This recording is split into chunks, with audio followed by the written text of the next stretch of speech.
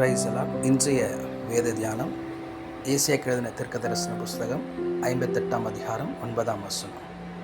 அப்பொழுது நீ கூப்பிடுவாய், கர்த்தர் மறு உத்தரவு கொடுப்பார். நீ சத்தமிடுவாய், இதோ நான் இருக்கிறேன் என்று சொல்லுவான்.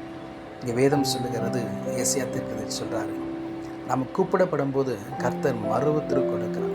கொடுப்பது மாத்திரமல்ல, நம்முடைய சத்தத்தை கேட்டு நம்ம கூட இருக்கிறேன் என்று சொல்லி அவர் வாக்கு கொடுக்கிறார். வேதம் சொல்லுகிறது, நம்ம கூப்பிடப்படும் போது அவர் நம் அருகில் இருக்கிறவராக இருக்கிறார்.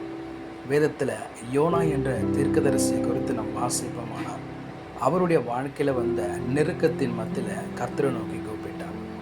யோனாவின் புஸ்தகம் 2ஆம் அதிகாரம் 1-2 வசனங்களையும் வாசிப்போமானால், அந்த மீனின் வயிற்றிலிருந்து யோனா தன் தேவனாகி கர்த்தரை நோக்கி விண்ணப்பம் பண்ணி, என் நெருக்கத்தில் நான் கர்த்தரை நோக்கி கூப்பிட்டேன், அவர் எனக்கு உத்தரவு அருளினார். நான் பாதாளத்தின் வயிற்றிலிருந்து கூக்குரலிட்டேன், நீர் என் சத்தத்தை கேட்டருளுவேன்.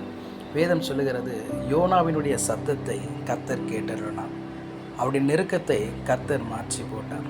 எந்த நாட்களிலுமாய் கூட நம்ம எந்த நெருக்கத்தின் மத்தியிலும், துன்பத்தின் மத்தியிலும், கண்ணீரின் மத்தியிலும் கர்த்தரை நோக்கி நாம் பார்க்கப்படும் போது, கூப்பிடப்படும் போது அவர் நமக்கு பதில் கொடுக்கிற தகப்பனாக இருக்கிறார்.